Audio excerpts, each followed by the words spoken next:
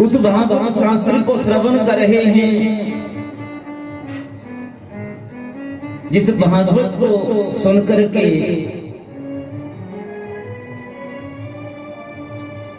जीव मुक्ति को प्राप्त करता है।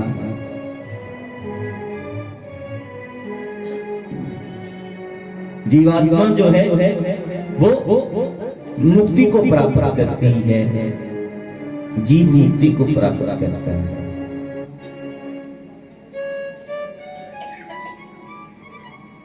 और बंधुओं,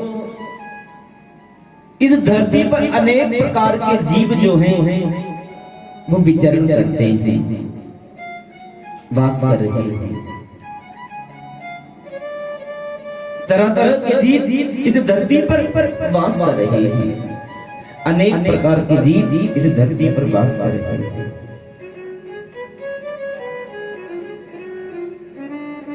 और जितने भी जीव इस धरती पर वास कर रहे हैं, शास्त्रों में उनको 4 श्रेणियों में बांटा। उन जीवों को शास्त्रों में 4 श्रेणियों में बांटा।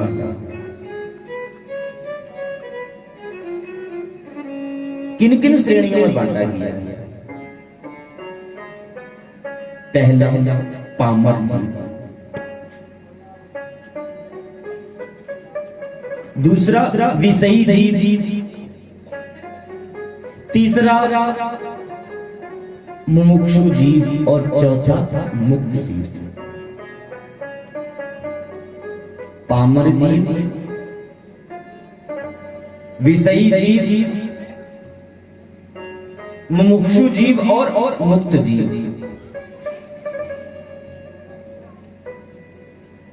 इन 4 श्रेणियों में जीवों को बताया है शास्त्रों में।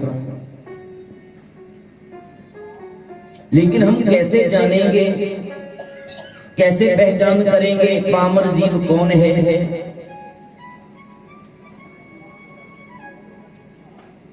विषयी कौन है, मुमुक्षु कौन है, मुक्त कौन है, कैसे पहचान करेंगे?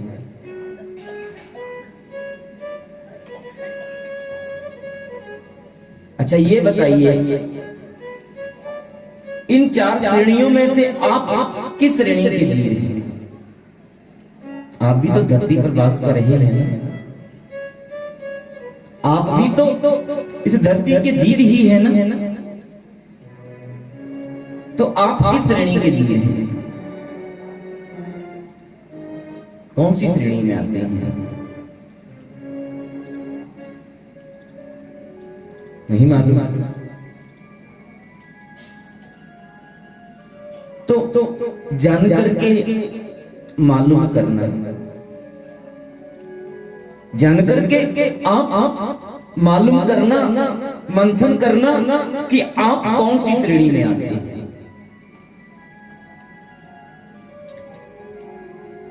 पामर जीव की श्रेणी में है, विषयी जीव की श्रेणी में है, मुमुक्षु जीव की श्रेणी में है या मुक्त जीव की श्रेणी में?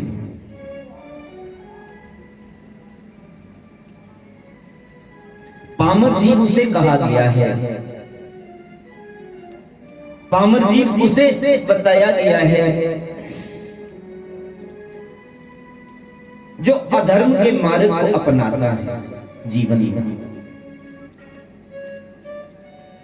में अधर्म के मार्ग पर चलता है, अधर्म के मार्ग पर चल करके अधर्म पूर्वक ही धन को प्राप्त करता है,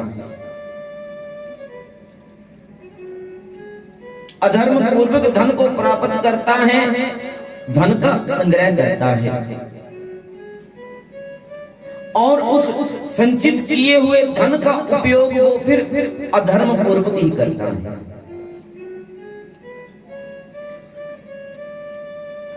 अधर्म में कहने का भाव कि जिसका धर्म के साथ कोई सरोकार नहीं है, कोई लेना देना नहीं है, अधर्म में ही जीना, अधर्म में ही कमाना और अधर्म में ही खाना, ऐसे जीव को पामर जीव की श्रेणी में बताया है। पामर जीव का नाम दिया गया है। दूसरी श्रेणी है विषयी। विषयी जीव उसे कहा गया है।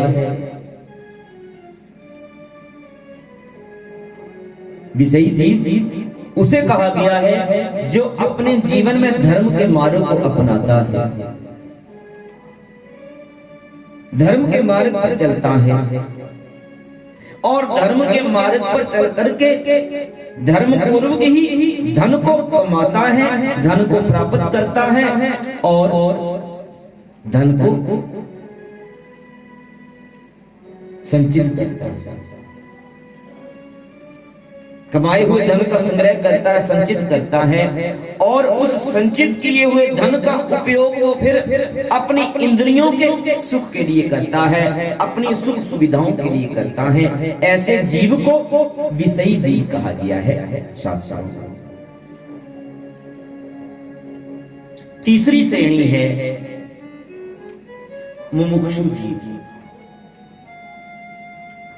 मुमुक्षु जीव उसे कहा गया है जिसे ये मालूम हुआ है,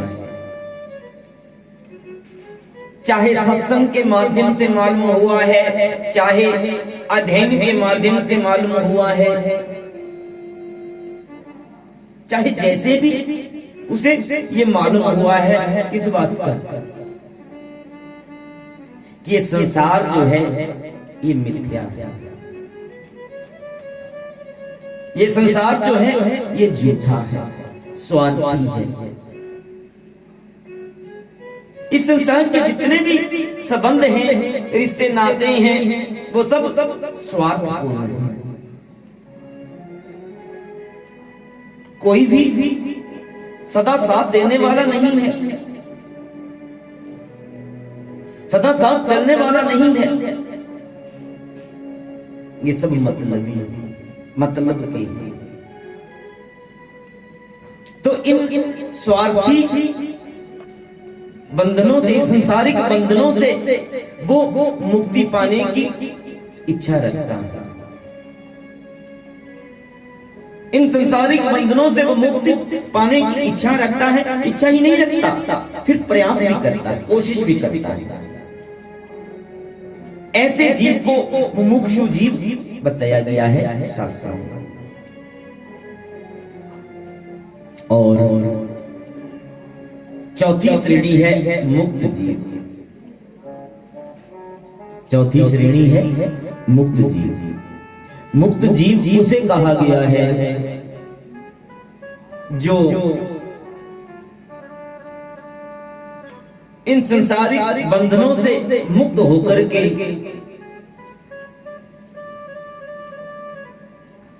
भगवान की भक्ति में और भगवान के भजन में संलग्न हो गया।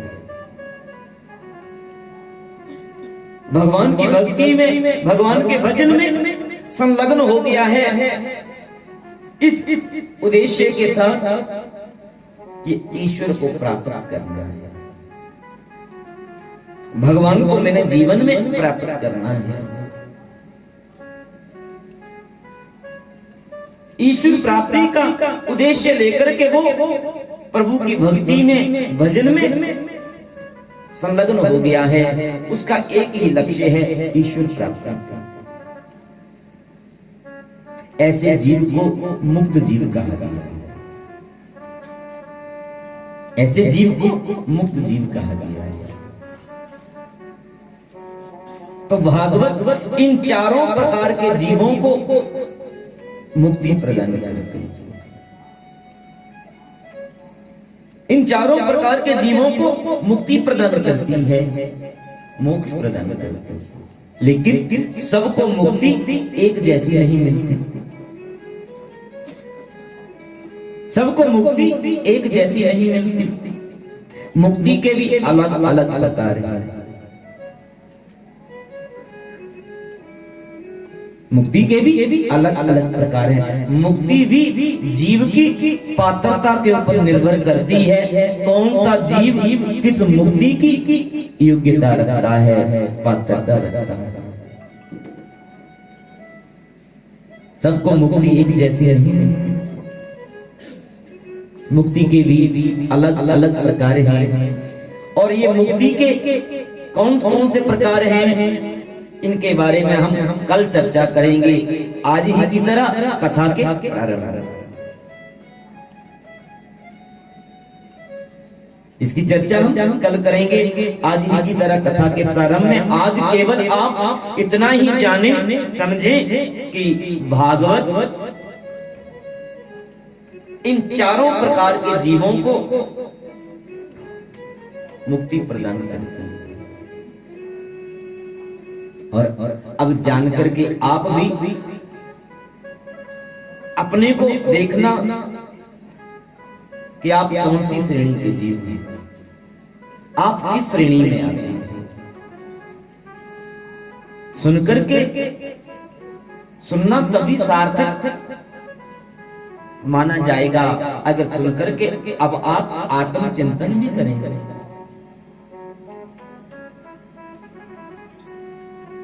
तो सूत जी ऋषियों को बता रहे हैं कि ऋषियों, भागवत जीव को मुक्ति प्रदान करती है। गद्यवत की कथा में आपने सुना किस प्रकार सूजी महाराज जी ने भागवत के इतिहास के बारे में ऋषियों को बताया, कैसे भागवत का निर्माण हुआ, किस रूप में भागवत का निर्माण हुआ, किसकी प्रेरणा से भागवत का निर्माण हुआ, कहां से भागवत शुरू हुई, और भगवान कृष्ण ने स्वधाम गमन से पहले किस प्रकार भीष्म पितामह को निर्माण प्राप्त करवाया। जिन भीष्म पितामह ने संकल्प लिया था कि मैं भगवान के दर्शन करते करते ही देह का त्याग करूंगा, उनके इस संकल्प को पूर्ण किया, इस इच्छा को पूर्ण किया, क्योंकि पितामह को इच्छा मृत्यु वरदान प्राप्त था कि तुम जब चाहोगे अपनी इच्छा के अनुरूप अपनी मृत्यु को प्राप्त कर पाओगे। और ये वरदान उन्हें किसने दिया था? ये वरदान पितामह को किससे मिला था? ये वरदान भीष्म पितामह को उनके ही पिता महाराज शांतनु ने प्रदान किया था। किसने? महाराज शांतनु, उनके ही पिता। पितृ सेवा के ऊपर, पितृ भक्ति के ऊपर भीष्म पितामह को यह वरदान प्राप्त हुआ था। तो मन में इच्छा रखी थी कि भगवान के दर्शन करते करते इस देह का त्याग करूंगा, मृत्यु को प्राप्त करूंगा। तो भगवान ने उनकी इच्छा को पूर्ण किया, उनको दर्शन देकर के विदा किया। अपनी ही उपस्थिति में पांडवों के द्वारा अंतिम संस्कार करवाया अपनी नजरों के सामने। देखिए, दो भक्त हुए, दो भक्त हुए, स्ट्रिंग प्रयोग किया करो, स्ट्रिंग। दो भक्त हुए जिनका अंतिम संस्कार भगवान की नजरों के सामने हुआ। कौन कौन से भक्त? एक तो एक पितामह और दूसरे भक्त कौन? दूसरे भक्त हुए जटायु जी महाराज। लेकिन क्या अंतर रहा इन दोनों भक्तों के अंतिम संस्कार का? पितामह का संस्कार भगवान ने करवाया है अपने नजरों के सामने, जबकि जटायु जी महाराज का संस्कार भगवान ने स्वयं किया है अपने हाथ से। क्यों? पितामह से भी तो कोई कम स्नेह नहीं था भगवान का। पितामह से भी कोई कम स्नेह नहीं था, अपार स्नेह था भगवान से। पितामह बहुत प्रिय थे भगवान को, लेकिन उस अपार स्नेह को रखते हुए भी भगवान ने पितामह का संस्कार अपने हाथों से नहीं किया। क्यों नहीं किया? क्योंकि पितामह से जीवन में एक ऐसी भूल हुई थी कि उस भूल को अपार स्नेह रखते हुए भी भगवान ने क्षमा नहीं किया। उस भूल को भगवान ने कभी क्षमा नहीं किया। क्या भूल हुई थी? पितामह से भूल हुई थी कि पितामह सक्षम होते हुए भी एक नारी के सम्मान की रक्षा नहीं कर पाए, एक नारी की इज्जत की रक्षा नहीं कर पाए। उस सभा में पितामह भी मौजूद थे जब कौरवों के द्वारा द्रौपदी का चीरहरण किया जा रहा था। जब द्रौपदी का चीरहरण किया जा रहा था कौरवों के द्वारा, पितामह भी उस सभा में मौजूद थे, लेकिन खामोश बैठे रहे। अगर वो चाहते तो दुर्योधन की हिम्मत नहीं थी वो ऐसा दुस्साहस भरा कार्य कर पाता, अगर वो चाहते, लेकिन खामोश नजरें झुकाए बैठे रहे इस सभा में। और ये अपराध मरते दम तक भगवान ने क्षमा नहीं किया पितामह। और दूसरी तरफ जटायु जी महाराज जी ने एक नारी के सम्मान की रक्षा करते करते अपना जीवन बलिदान कर दिया, अपना जीवन बलिदान कर दिया। सीता जी की रक्षा करते हुए अपना जीवन बलिदान कर दिया।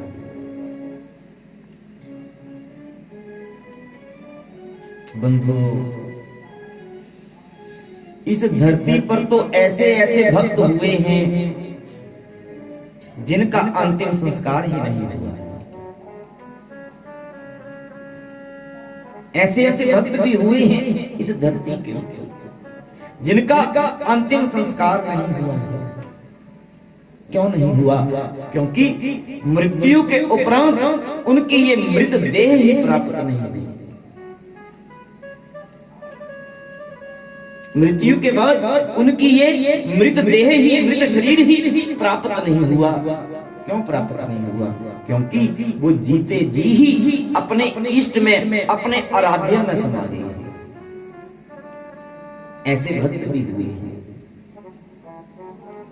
और दूसरे युगों की बात नहीं है, ये इसी कलिकाल में हुए हैं, इसी कलयुग में हुए हैं। मालूम है कौन कौन भक्त हैं? कौन कौन से भक्त हैं मालूम है? जरा हाथ उठाना जिसको मालूम हो, किसी एक भक्त हो। 4 भक्त बताए हैं। 4 भक्त हुए हैं ऐसे जिनका अंतिम संस्कार नहीं हुआ है। कहीं पर उनके अंतिम संस्कार का विवरण आलेख प्राप्त नहीं हुआ।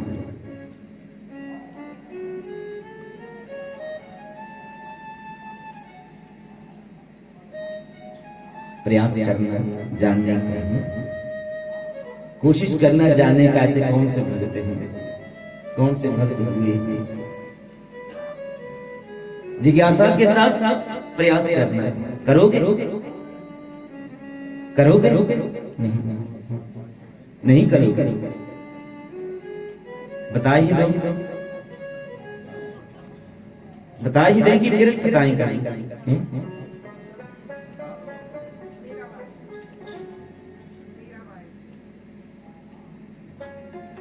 और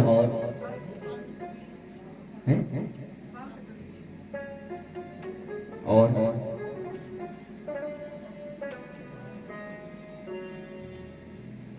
ऐसे जो 4 भक्त हुए हैं उनके नाम हैं। पहले मीराबाई, दूसरे भक्त हुए हैं चैतन्य महाप्रभु, तीसरे भक्त हुए हैं संत तुकाराम, कबीर नहीं, तुकाराम। चौथे भक्त हुए हैं श्री रामकृष्ण परमहंस। मीराबाई, श्री चैतन्य महाप्रभु, संत तुकाराम और श्री रामकृष्ण परमहंस, ये चारों ही अपने अपने इष्ट में समा गए हैं, भक्ति करते हुए, भगवान का भजन करते हुए अपने भगवान में समा गए हैं। और कौन किसमें समाया, इसके बारे में भी मालूम होना चाहिए। मीराबाई समाई द्वारिकाधीश में, मीराबाई द्वारिकाधीश में समाई। चैतन्य महाप्रभु भगवान जगन्नाथ में समाये। चैतन्य महाप्रभु भगवान जगन्नाथ में समाये। और संत तुकाराम भगवान विठलनाथ में समाये। ये महाराष्ट्र के संत हुए, संत तुकाराम। और महाराष्ट्र में भगवान को विठल भगवान के नाम से भी जाना जाता है। तो संत तुकाराम भगवान विठलनाथ में समाये। और चौथे कौन, संत तुकाराम श्री रामकृष्ण परमहंस। चौथे संत हुए श्री रामकृष्ण परमहंस।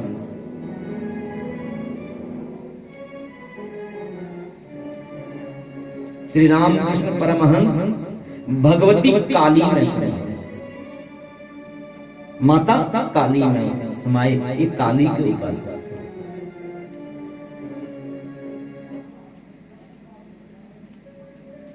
तो इस प्रकार इन चार भक्तों का अंतिम संस्कार नहीं हो पाया, क्योंकि मृत्यु के उपरांत इनकी देह ही प्राप्त नहीं हुई। मृत्यु के उपरांत उनकी देह ही प्राप्त नहीं हुई।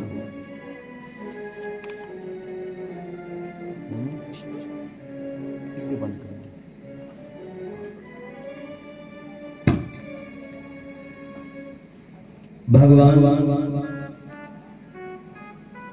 अपने स्वधाम के लिए प्रस्थान करते हैं और भगवान के उपरांत पांडव स्वर्गारोहण हुए। परीक्षित इस कली काल के प्रथम राजा कहलाए। इस कली काल के प्रथम राजा कहलाने का सौभाग्य प्राप्त हुआ परीक्षित को। बड़े सूझबूझता के साथ अपने राज्य का संचालन करने लगे।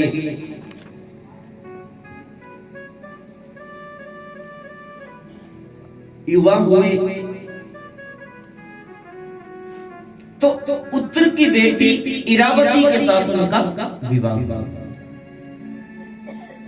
उत्तर की बेटी इरावती के साथ उनका विवाह हुआ।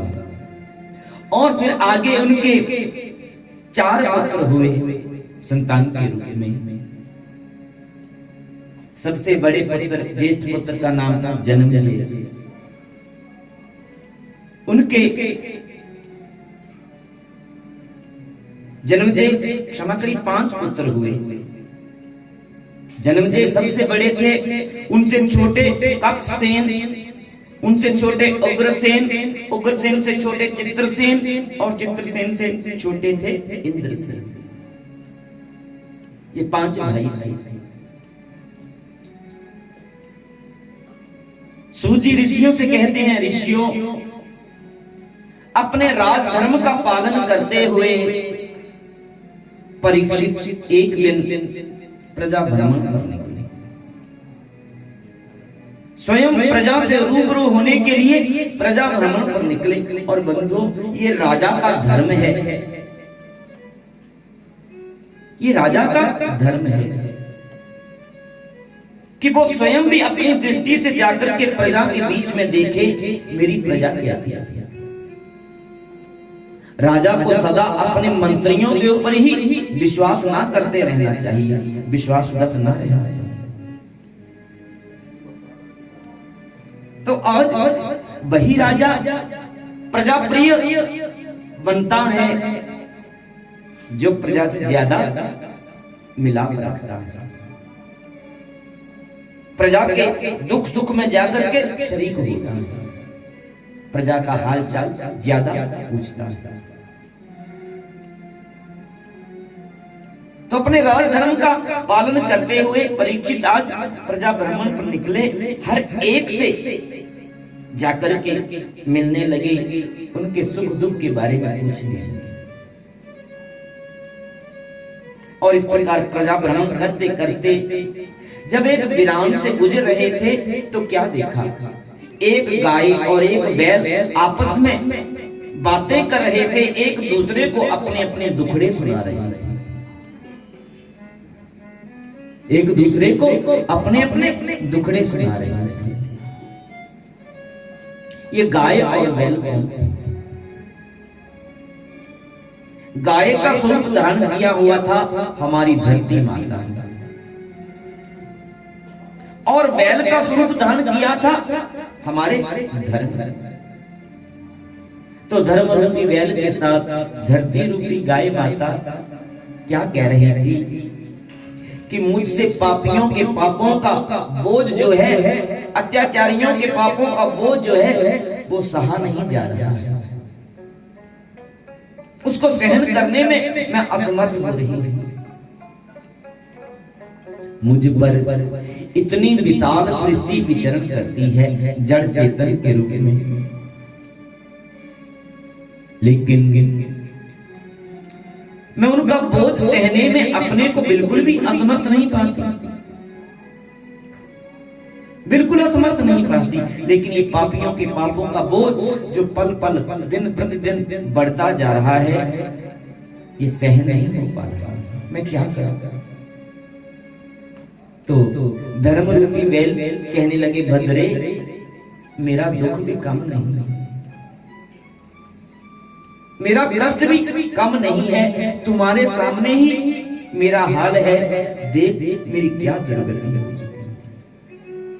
कैसा स्वरूप था उस बैल का, उस बैल के 3 चरण नष्ट हो चुके थे, केवल एक चरण के ऊपर खड़ा था।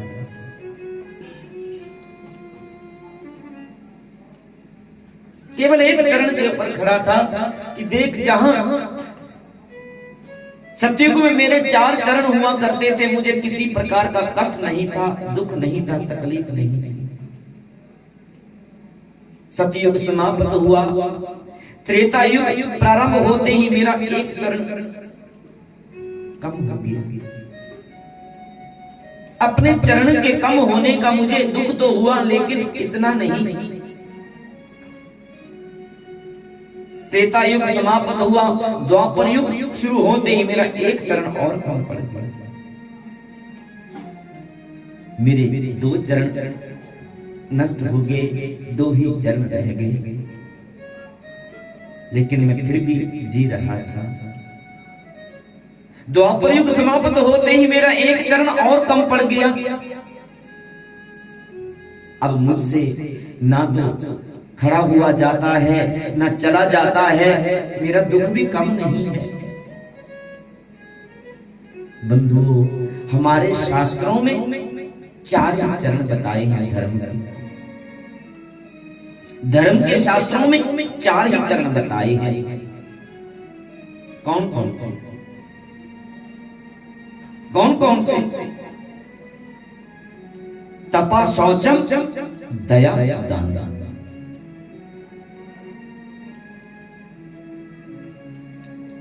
सत्य, तप, दया और दान। सत्य, तप, दया और दान, धर्म के 4 चरण। सतयुग समाप्त हुआ, सत्य मिट गया। सतयुग समाप्त हुआ, सत्य मिट गया। त्रेता युग समाप्त हुआ, तप चला गया, तप समाप्त हो गया। द्वापर युग समाप्त हुआ, दया मिट गई।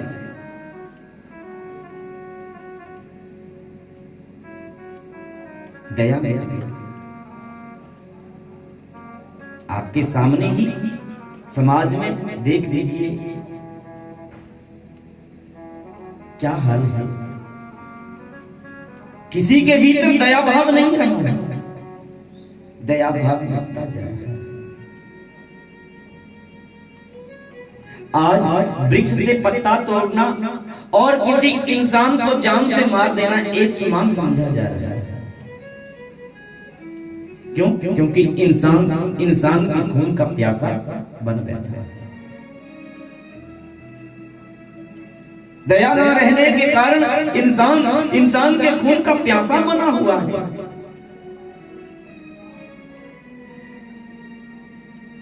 समाज में आपके सामने ही सारा हाल है। आज आदमी की शक्ल से डर रहा है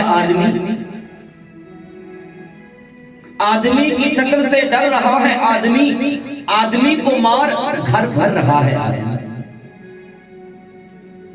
आज आदमी की शक्ल से डर रहा है आदमी को मार घर भर रहा है आज आदमी ही मरता और आदमी ही मारता। आज आदमी को मार खुद मर रहा है आदमी। ये तो स्थिति हो गई है समाज में। बंधु, चाहे कोई बस्ती में रह रहा हो, चाहे कोई पहाड़ में, चाहे कोई बस्ती में रह रहा हो, चाहे कोई रह रहा हो पहाड़ में, आजकल हर कोई लगा है अपने अपने जुगाड़। हर कोई लगा है बस अपने ही जुगाड़ में। अपना सही होना चाहिए, अपना हित होना चाहिए, दूसरा भाड़ में जाए, दूसरा भाड़ में जाए। ऐसी तो स्थिति हो चुकी है समाज में।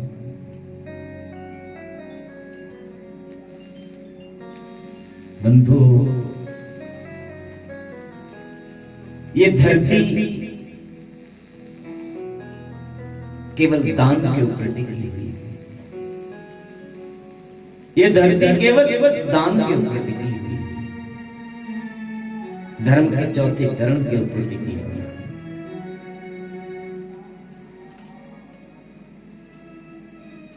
और कलिकाल में दान की बहुत महिमा बताई है।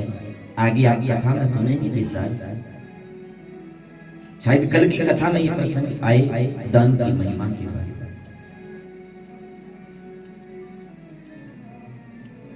तो धर्म रूपी बैल धरती रूपी गाय माता से कह रहे थे, भद्रे मेरा कष्ट भी कम नहीं है, तुम्हारे सामने ही देख ले मेरी क्या स्थिति बनी।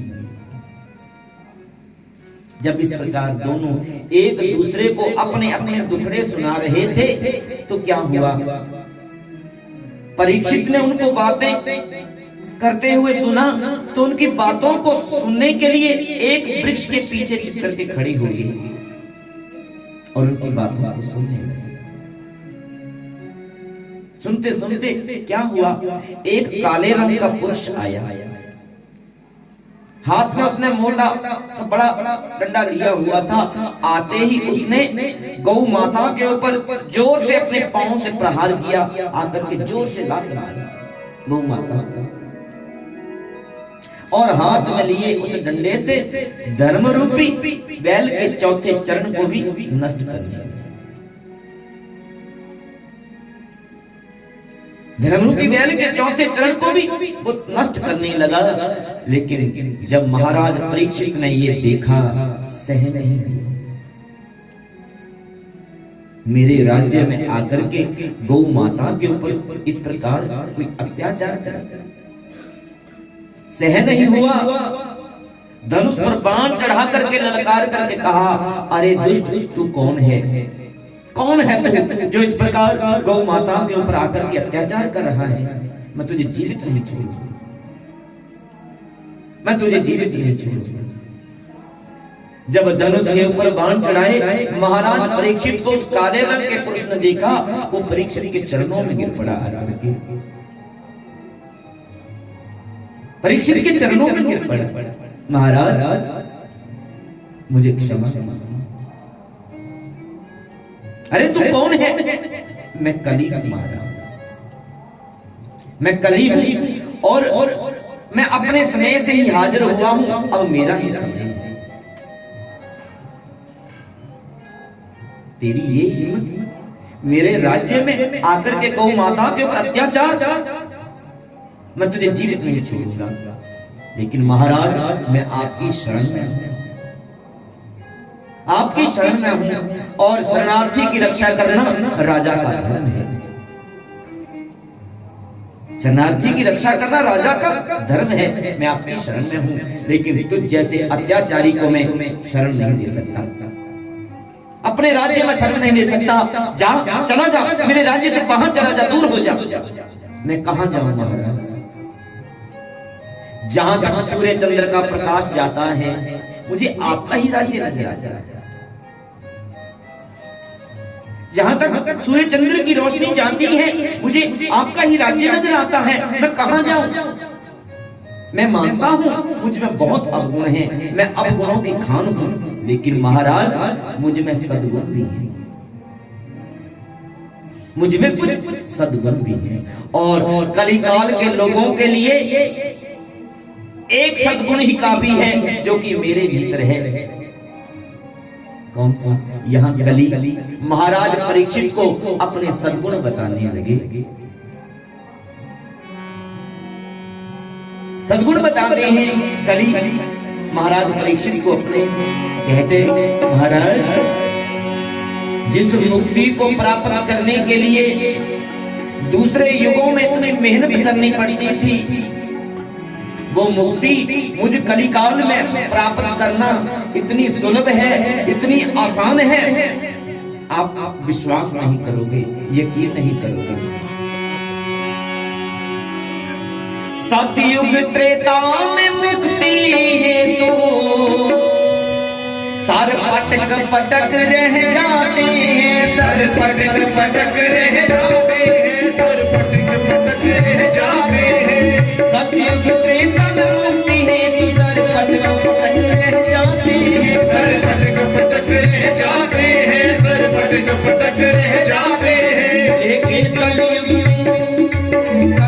में राम कहाँ मुख से, कलयुग में राम कहाँ मुख से, कलयुग में राम कहाँ मुख से, कलयुग में राम कहाँ मुख से। राम घड़ी में बातें राधे राधे, बोलो राधे राधे, बोलो राधे राधे, बोलो राधे राधे।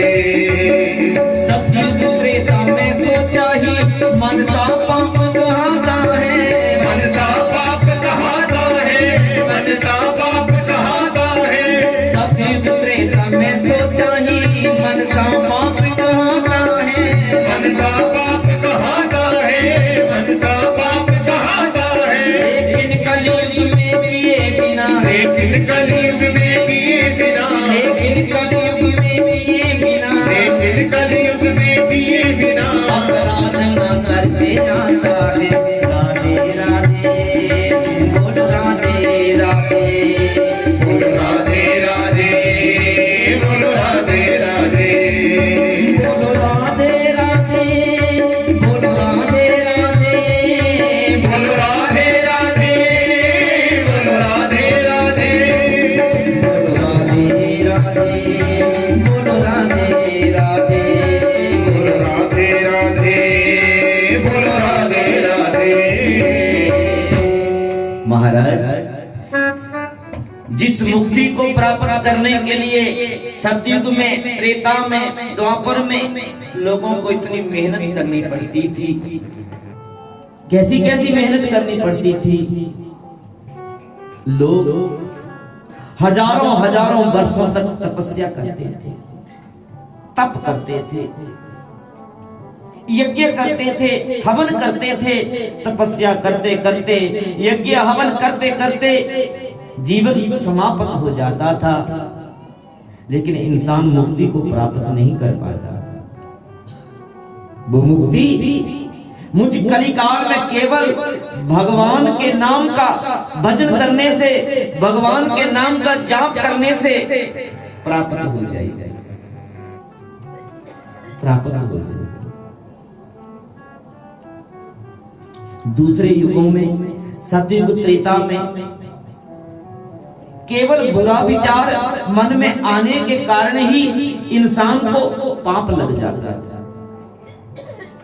इंसान को दोष लग जाता था, मनुष्य पाप का भागी बन जाता था। कब, कहां?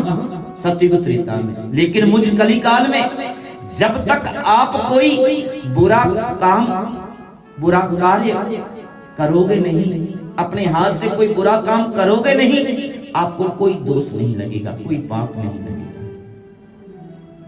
क्योंकि मैं कर्म प्रधान युग हूं, मैं कर्म का प्रधान युग हूं महाराज। मुझे कर्म की प्रधानता दी गई, जैसा करोगे वैसा ही प्राप्त होगा।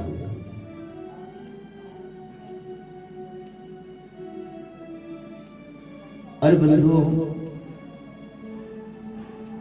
यही बात गोस्वामी जी ने विनय पत्रिका में भी बताई है। गोस्वामी तुलसीदास जी ने विनय पत्रिका में भी इस बात को बताया है। कली की इस बात के ऊपर गोस्वामी जी ने भी मोहर लगाई। विनय पत्रिका में गोस्वामी जी ने दर्शन करवाया है।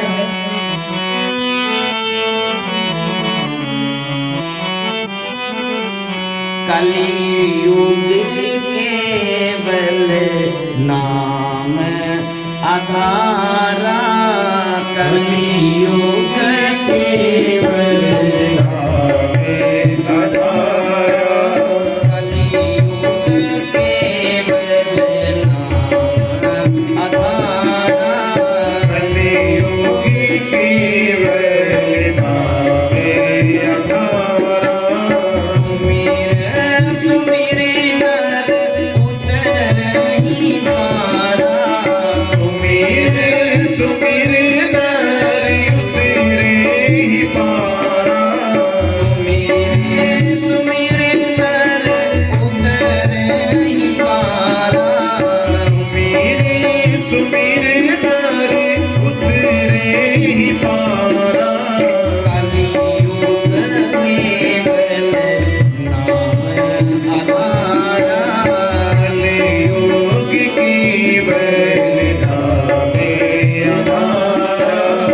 राम ही सुमिरिए राम ही गाइए, राम ही सुमिरिए राम ही गाइए, राम ही सुमिरिए गाइए, राम ही सुमिरिए गाइए, राम ही संत सुनहि राम गुण गावहि, संत सुनहि राम गुण गावहि, संत सुनहि राम गुण गावहि, संत सुनहि राम गुण गावहि।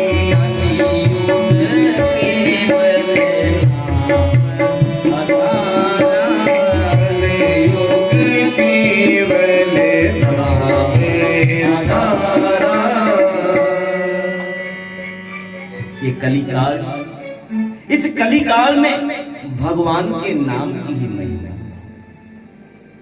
प्रभु के ही नाम की ही महिमा। और भागवत में भी आखिर में यही बात बताई है। भागवत में भी आखिर में यही अंतिम श्लोक में यही बात बताई है कि नाम संकीर्तनम यस्य सर्व पाप प्रणाशः। भगवान का नाम सभी पापों का नाश करने वाला है।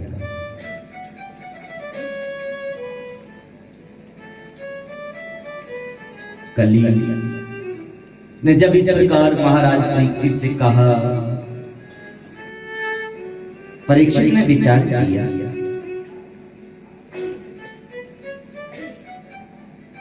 परीक्षित ने विचार किया और कली की अच्छाई के कारण परीक्षित ने कली से कहा, कली मैं तुझे 4 स्थान बताता हूं, उन स्थानों में ही तुम वास करना, उन स्थानों में ही केवल तुम रहना। और 4 स्थान कौन से बताए? द्यूतम, पानम, स्त्रिया और सूना। द्यूतम, पानम, स्त्रिया और सूना। जहां पर द्यूत क्रीड़ा की जाती है, जुआ खेला जाता हो, आप वहां पर जाकर के वास करना। जहां पर द्यूत क्रीड़ा की जाती हो, आप वहां पर वास करना।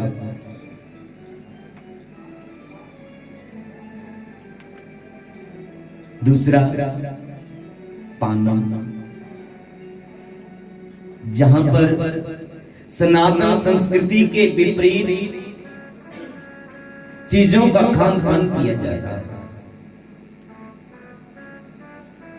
जो हमारी सनातन संस्कृति में चीजें वर्जित हैं, आहार के रूप में ग्रहण करने के लिए उनका जो खान पान किया जाता है, मदिरा पान हो चाहे धूम्रपान हो, मांसाहार हो, जो भी सनातन संस्कृति के विभिन्न चीजों का खान पान किया जाता है, आप वहां पर जाकर के वास करना। तीसरा स्त्री, जहां पर व्यभिचार किया जाता है, वैश्यागमन जहां पर होता हो, आप वहां पर जाकर के वास करना। और चौथा सोना, जहां पर हिंसा होती है, जहां पर हिंसा होती हो, लड़ाई झगड़ा होता हो, मार काट होती हो, झूठ का जहां पर वास हो, जहां पर नास्तिकता का वातावरण हो, भगवान का भजन ना किया जाता हो, पूजा पाठ ना की जाती हो, अपनों से बड़ों का सम्मान ना होता हो, आप वहां पर जाकर के वास करें। जो स्थान महाराज परीक्षित ने कली को बताए, कली ने स्वीकार किए, निवेदन किया, महाराज एक स्थान मुझे मेरी पसंद का भी दे दीजिए, मेरी रुचि का भी एक स्थान मुझे दे दीजिए, मुझे स्वर्ण बहुत हो रही है, थोड़ा मुझे स्वर्ण में भी स्थान दे दीजिए। तो परीक्षित ने स्वर्ण में भी कली को स्थान दिया, स्वर्ण में भी, सोने में भी कली को स्थान दिया। परीक्षित को प्रणाम करके अब कली वहां से चला, सोचते हुए कि देखता हूं अब परीक्षित कब मेरी चपेट में आते हैं, कब मेरे शिकंजे में आते हैं। परीक्षित कब मेरे शिकंजे में आते हैं। वहां से चला, मौके की तलाश रखना। बंधु, यहां पर कुछ भक्त सुनकर के उदास हो जाते हैं, कुछ भक्त सुनकर के उदास हो जाते हैं, विशेषकर मातृशक्ति। सोने के बारे में जानकर के कि सोने में तो कली का स्थान बताया,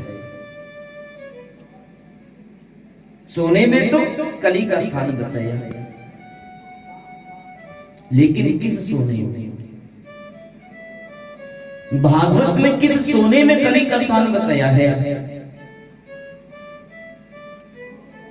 उस सोने में जो जरूरत से ज्यादा, आवश्यकता से ज्यादा,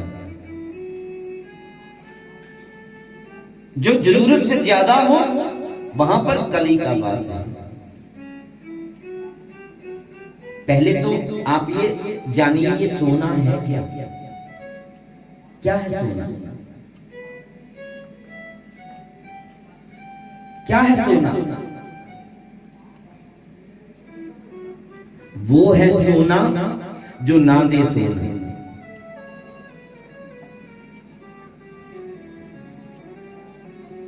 वो है सोना जो ना दे सोना। समझ गए? नहीं समझ? कुछ सोच रहे हैं क्या? बार बार सोना सोना कर रहे हैं। सोना मतलब धन, सोना मतलब धन। चाहे वो स्वर्ण के रूप में, सोने के रूप में हो, चाहे वो नोटों के रूप में, बंडलों के रूप में। जहां जरूरत से ज्यादा धन होगा वहां पर कलिकाल का वास।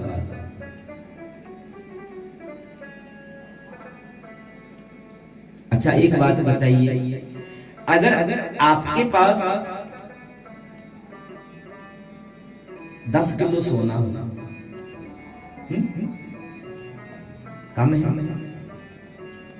कम है, बढ़ा लो, बढ़ा लो अगर कम लग रहा है तो। अगर आपके पास 10-20 किलो सोना हो तो क्या आप रात को सो पाओगे? नहीं। या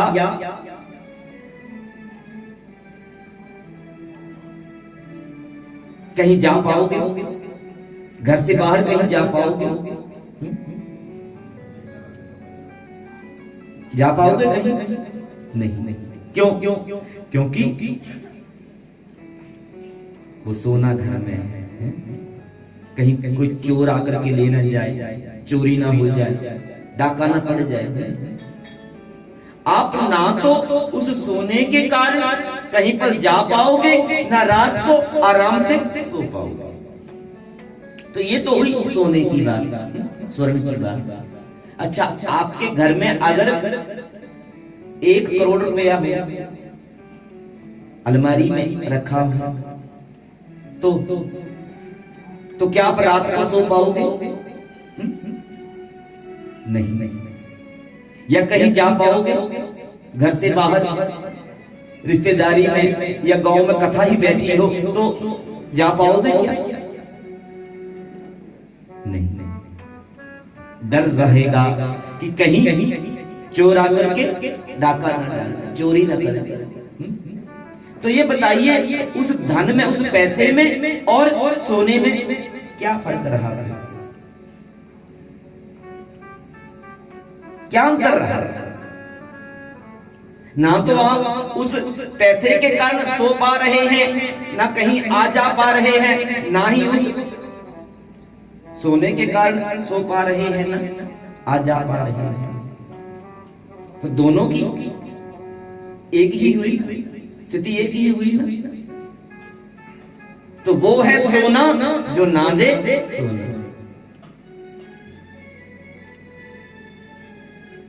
धन चाहे पैसे के रूप में हो, मुद्रा के रूप में हो, या स्वर्ण के रूप में हो, जहां पर जरूरत से ज्यादा होगा वहां पर कलिकाल का वास होगा। जो धन अनैतिक तरीके से प्राप्त किया होगा, इकट्ठा किया होगा, वहां पर कली का वास होगा। अनैतिक का मतलब समझते हैं? अनीति के द्वारा, अनीति जो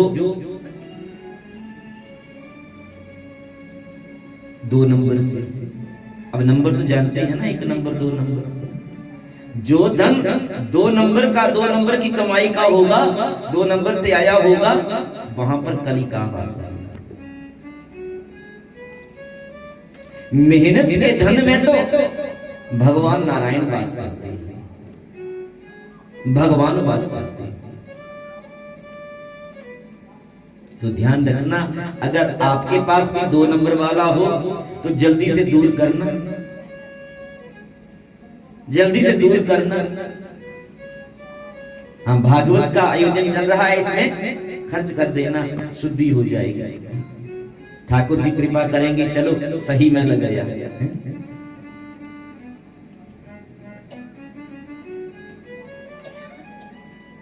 कली मौके की तलाश रखने लगा कि अब कब परीक्षित मेरे शिकंजे में आते हैं। एक दिन सूजी कहते ऋषियों, एक दिन क्या हुआ, जो परीक्षित के खजाने के अधिकारी थे, राजकोष के जो अधिकारी थे, उनको खजाने में एक सुंदर मुकुट दिखाई दी, सुंदर मुकुट दिखाई दी। तो देखा, उस मुकुट की चकाचौंध को देखा, बड़ा ही सुंदर था वो, क्योंकि हीरे जवाहरात मणियों आदि से जड़ा हुआ था।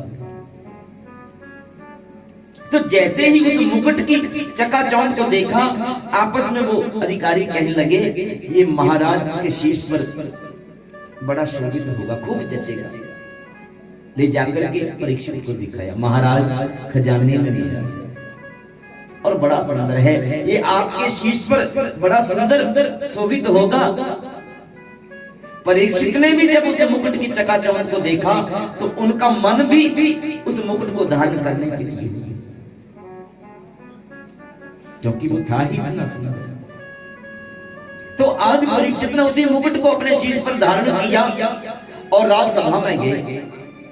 लेकिन राजसभा में जाकर के राज कार्यों में परीक्षित का मन न लगे, राज कार्यों में परीक्षित का मन न लगे। बार बार मन में इच्छा हो कि आज कहीं शिकार खेले चले करके, शिकार खेलने के लिए बार बार मन करने लगा। जब बार बार शिकार खेलने के लिए मन करने लगा तो परीक्षित ने राज कार्यों को छोड़ा और शिकार खेलने के लिए महलों से निकल पड़े।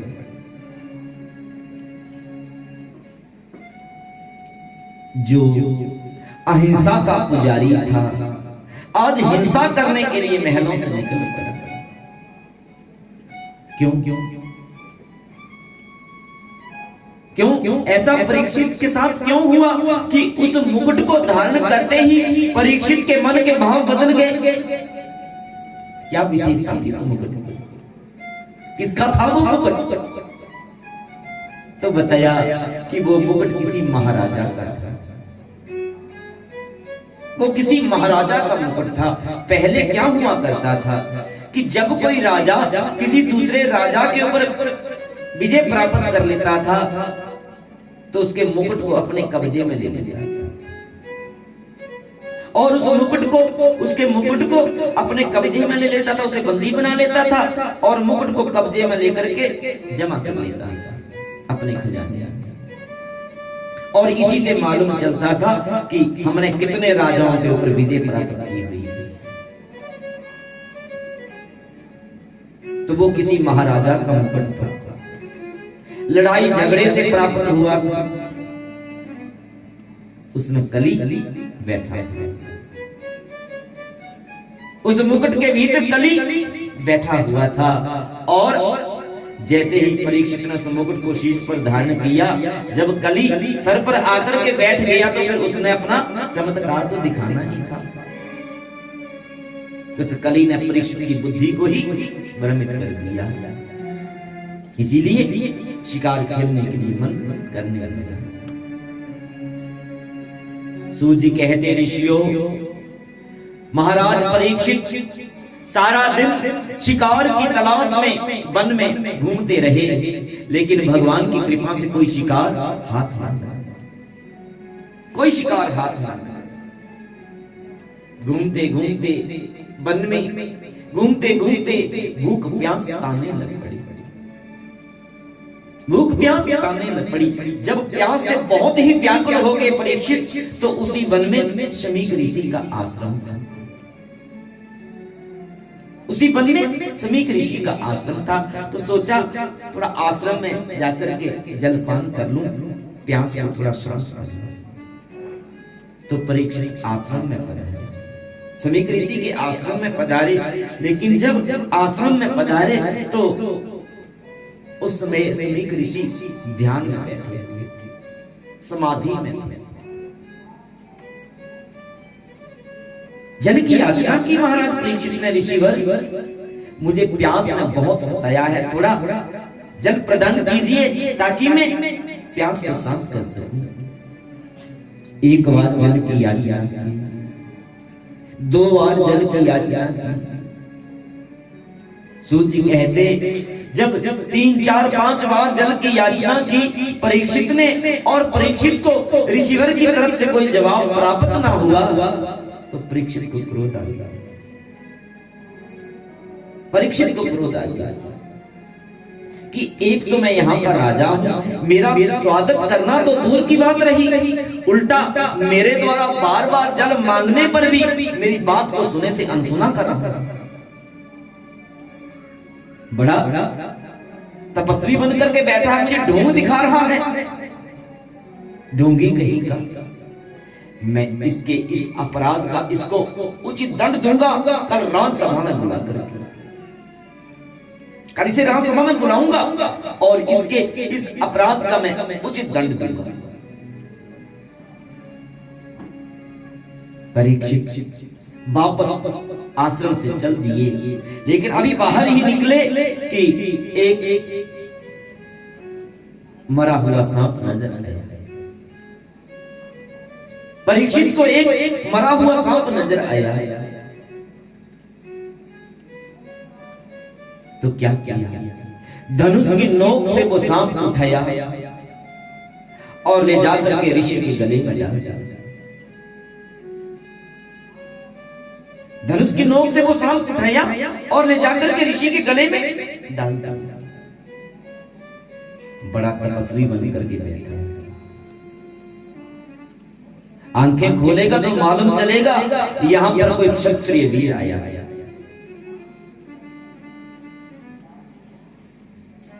सूत जी कहते ऋषियों, महाराज परीक्षित समीक ऋषि के गले में उस सांप को डाल करके चले गए। आश्रम के शिष्यों ने देखा किसी ने ऋषि गुरुदेव के गले में सांप डाल दिया है। जाकर के ऋषि पुत्र श्रृंग को बताया कि तुम्हारे पिता के गले में किसी ने सांप डाल दिया है। तो सुनकर के ऋषि पुत्र श्रृंग भी क्रोध में आ गया, बिना सोचे बिना विचारे हाथ में जल लिया, शाप दे दिया। इति लंघित मर्यादा तक्षका में, जिस किसी ने भी इस मर्यादा का उल्लंघन किया, आने वाले आज ही के दिन सांपों का राजा तक्षक उसे डस करके यमलोक पहुंचा दे, उसे यमलोक पहुंचा दे। इतना बड़ा भयंकर शाप ऋषि श्रृंग ने परीक्षित कर दिया। सूत जी कहते ऋषियों, जब समीक ऋषि ध्यान से उठे, मालूम चला आज मेरे द्वार पर महाराज परीक्षित पधारे थे, लेकिन कलिकाल के प्रभाव से वो ये अपराध कर बैठे हैं और उनके इस अपराध पर मेरे पुत्र ने बिना सोचे बिना विचारे इतना बड़ा भयंकर शाप दे दिया। परीक्षित को खूब झाड़ लगाई अपने पुत्र को। तुमने बिना सोचे बिना विचारे परीक्षित जैसे धर्मात्मा राजा को इतना बड़ा भयंकर शाप दे दिया। अब परीक्षित जैसा धर्मात्मा राजा हमें और नहीं मिलेगा, दूसरा नहीं मिलेगा। इस संसार को परीक्षित जैसा धर्मात्मा राजा अब दोबारा नहीं मिलेगा। लेकिन बंधु, अब क्या हो सकता था? अब क्या किया जा सकता था? मुख से निकला शब्द और कमान से छूटा तीर कभी वापस नहीं आता, कभी वापस नहीं आता।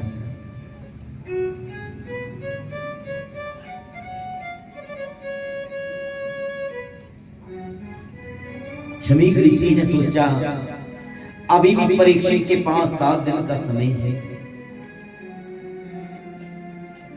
इस सांप के बारे में परीक्षित को अवगत करवाया जाए।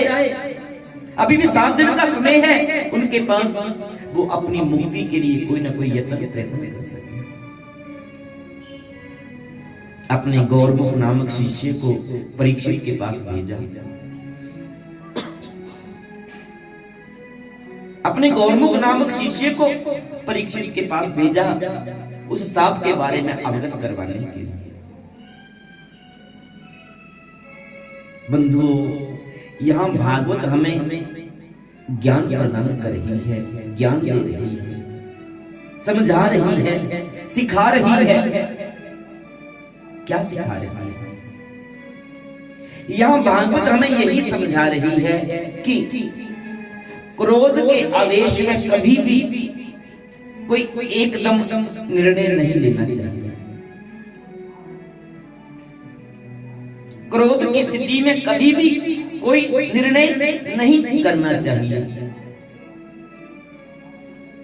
क्यों? क्योंकि क्रोध की स्थिति में इंसान के सोचने समझने की शक्ति जो है वो समाप्त हो जाती है। इंसान के सोचने समझने की शक्ति जो है वो नष्ट हो जाती है। कब? क्रोध की स्थिति में। तो क्रोध की स्थिति में कभी भी कोई एकदम निर्णय ना लिया करे। देखिए, परीक्षित को क्रोध आया, भूल गया मैं क्या करने जा रहा हूं, इसका परिणाम क्या होगा, और ऋषि के गले में सांप डाल दिया। उधर ऋषि पुत्र को क्रोध आया, भूल गया,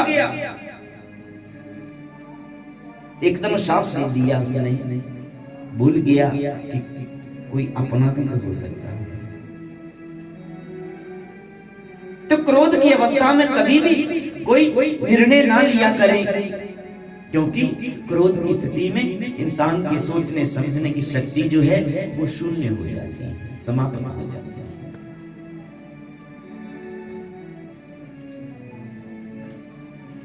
सूत जी कहते, ऋषियों, जब गौरमुख शिष्य ने जाकर के परीक्षित को उस सांप के बारे में अवगत करवाया, उस सांप के बारे में अवगत करवाया, परीक्षित को जब उस सांप के बारे में मालूम चला, परीक्षित ने उस सांप को प्रणाम किया। उस सांप को प्रणाम किया,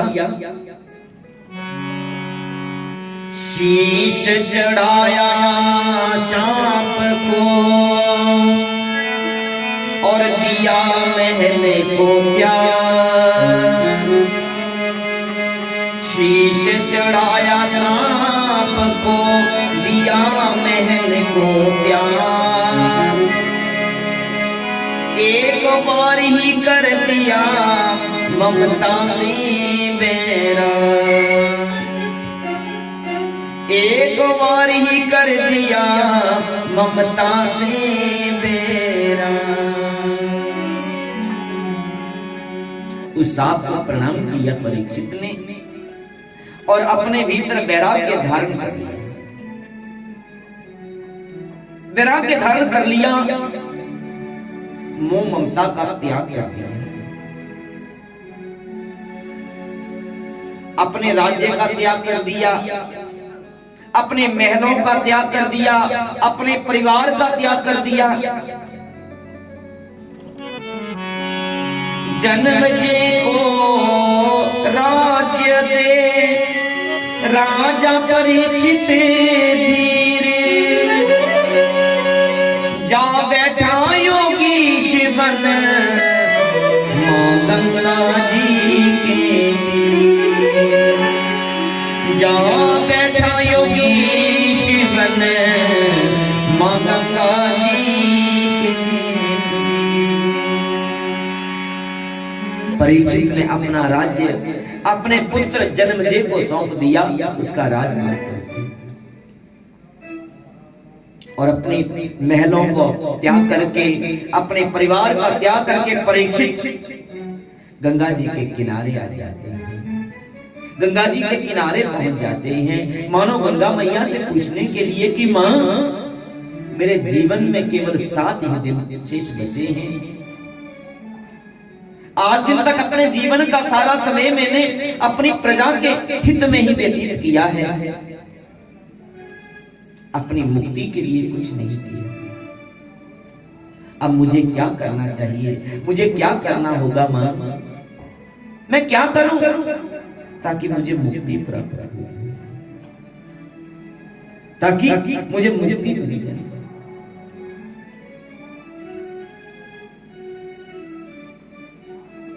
मानो गंगा मैया से पूछने के लिए, जानने के लिए परीक्षित गंगा जी के पास गए। कथा में गंगा जी का प्रवेश हुआ है। एक बार भाव के साथ गंगा जी के नाम की जयकार लगाएं। बोलिए गंगा मैया की जय। सूजी कहते ऋषियों, अब इस सांप के बारे में जिसको मालूम चला वो अपनी अपनी संवेदनाएं व्यक्त करने के लिए परीक्षित के पास आने लगे। जो भी आता था परीक्षित के पास, परीक्षित उससे यही पूछते थे कि जिस इंसान की जिंदगी में केवल 7 दिन का समय शेष बचा हो, उसे क्या करना चाहिए ताकि उसे मुक्ति प्राप्त हो जाए। लेकिन कोई भी परीक्षित को नहीं बता पाता था, परीक्षित के इस प्रश्न का उत्तर नहीं दे पाता था। देखते ही देखते गंगा के तट पर ऋषि मुनियों की, संत महात्माओं की भारी भीड़ एकत्रित हो गई। भारी भीड़ एकत्रित हो गई।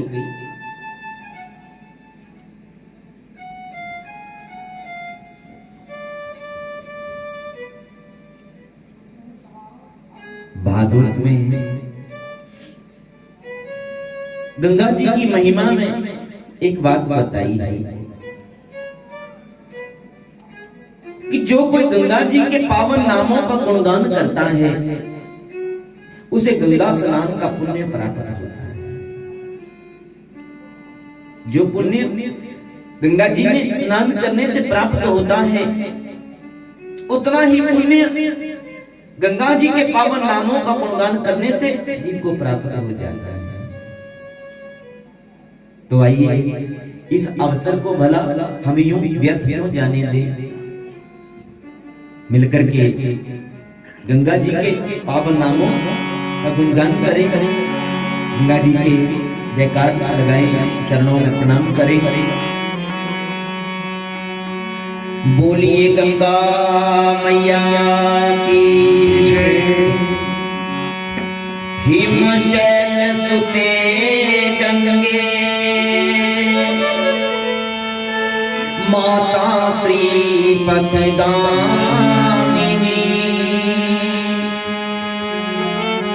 हिमशैल सुते गंगे माता स्त्री पथगामिनी।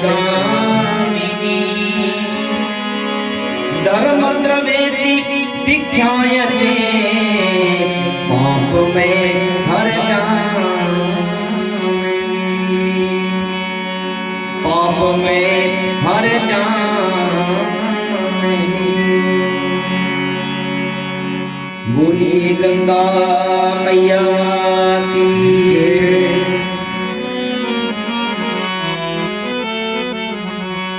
हो गंगे मैया तुम्हारी जय जय हो।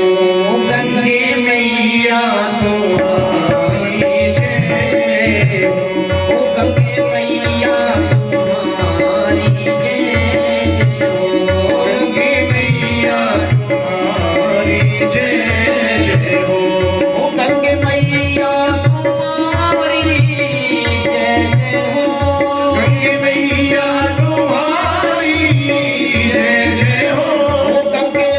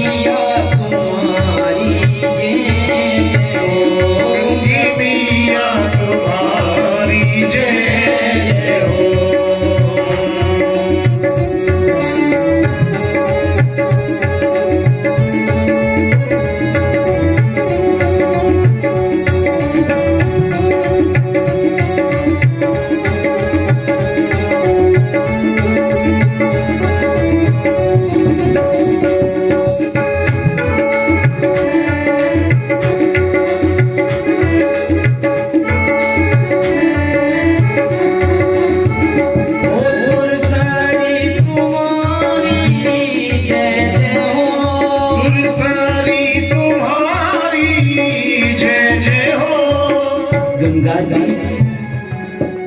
स्वर्ग की सरिता है, नदी है, देवताओं की नदी है, इसलिए सुरसरी कहा गया।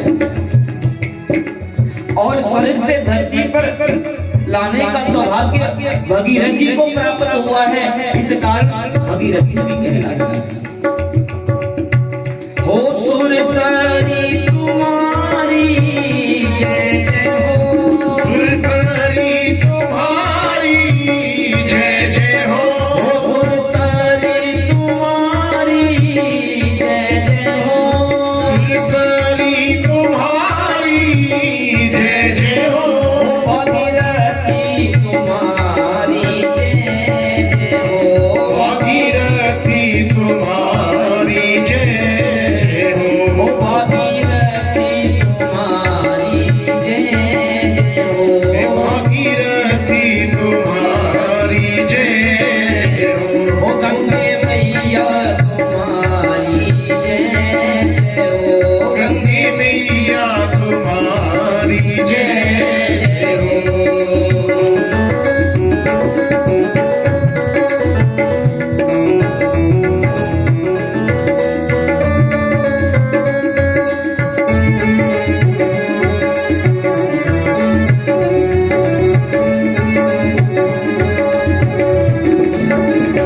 सागर प्रिया तुम्हारी जय जय हो, सागर प्रिया तुम्हारी जय जय हो, गंगा जी सागर जी की पत्नी है, इसलिए सागर प्रिया कहलाती है। गंगा जी भीष्म पितामह की माता जी हैं, इस कारण भीष्म जननी भी कहलाई।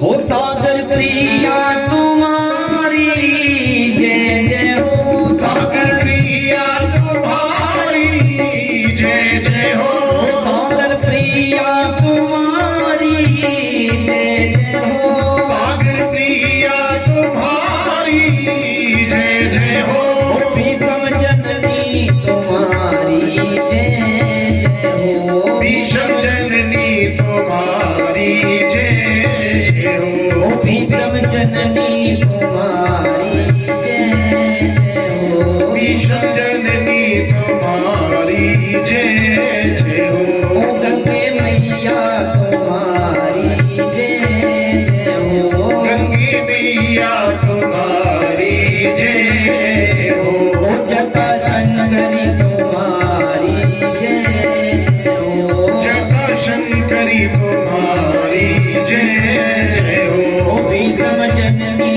तुम्हारी जय जय हो, भीष्म जननी तुम्हारी जय जय हो। बोलिए गंगा मैया की जय। गंगा जी की महिमा में एक बात और बताई गई है। भागवत 5 नाम बताए हैं, 5 नाम बताए हैं, और उन नामों के बारे में ये कहा है कि अगर कोई सुबह उठ करके उन 5 नामों का उच्चारण करता है तो उसके सौभाग्य की वृद्धि होती है। अगर सुबह उठ करके जो भी उन 5 नामों का उच्चारण करता है उसके सौभाग्य की वृद्धि होती है। सौभाग्य का मतलब उसके जीवन साथी की आयु में वृद्धि होती है। एक श्लोक के द्वारा ये बात बताई गई है, समझाई गई है। उमा उषा च देवी रमा गंगेति पंचकम, उमा उषा च देवी रमा गंगेति पंचकम, प्रातरेव पठे नित्यं सौभाग्यं वर्धते सदा। प्रातरेव पठे नित्यं सौभाग्यं वर्धते सदा। उमा, उषा, उमा, उषा, वैदेही, रमा और गंगा।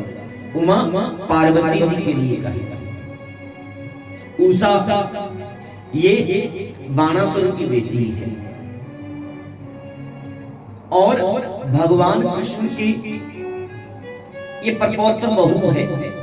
भगवान कृष्ण के पुत्र हैं प्रद्युम्न, प्रद्युम्न के पुत्र हैं अनिरुद्ध, ये अनिरुद्ध की बहू है।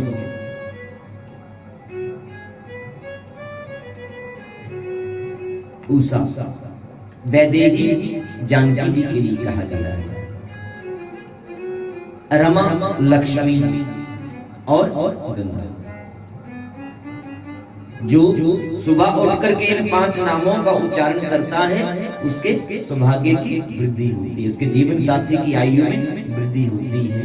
अगर कोई इस श्लोक का उच्चारण कर पाए तब तो और अच्छी बात है, अगर श्लोक का उच्चारण ना कर पाए तो इन 5 नामों का उच्चारण करें। उमा, उषा च वैदेही, रमा गंगेति पंचकम, प्रातरेव पठे नित्यं सौभाग्यं वर्धति। इन्हीं गंगा मैया के किनारे परीक्षित पहुंचे, आई।